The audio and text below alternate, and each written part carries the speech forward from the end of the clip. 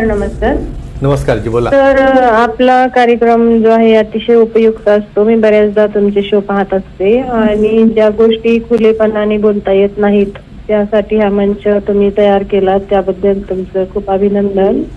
आणि माझा प्रश्न असा आहे की डेंटल डॅम काय असतात आणि ते कसे वापरतात त्याबद्दल सांगा.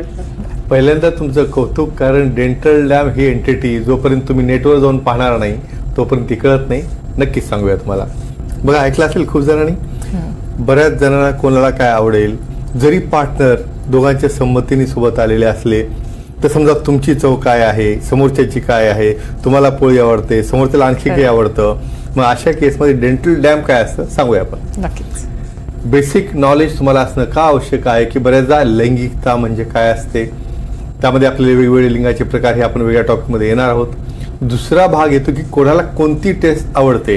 प्रत्येक व्यक्तीला वेगवेगळ्या प्रकारच्या ज्या क्रिया आहेत त्यामध्ये यौन मैथून आहे, काही ठिकाणी मुखमैथून आहे, बऱ्याचदा तुम्हाला फोरप्ले आहे. अशा वेगवेगळ्या गोष्टी करताना सगळ्यात महत्त्वाचं मी सांगतो की कन्सेंट, संमती आणि समोरची आवड निवड.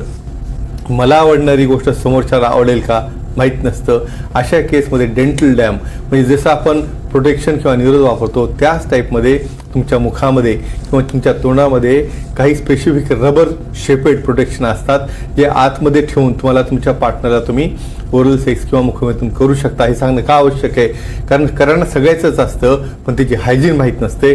आणि अशा केसमध्ये बऱ्याचदा एखादा पार्टनर रिलक्टंट असेल, त्याला बऱ्याचदा काही जणांची हायजीन चांगली नसल्यामुळे स्मेल येणं आहे किंवा त्याला न आवडणं आहे, तर अशा केसमध्ये फ्लेवर्ड डेंटल डॅम म्हणजे ओरल प्रोटेक्शन हे रबर असतात आणि त्यामुळे तुम्ही तुमचा पार्टनर, तुम्ही स्वतः आणि तुम्ही दोघांची एकमेकांची काळजी घेणं, एन्जॉयमेंटही करणं हे करू शकता.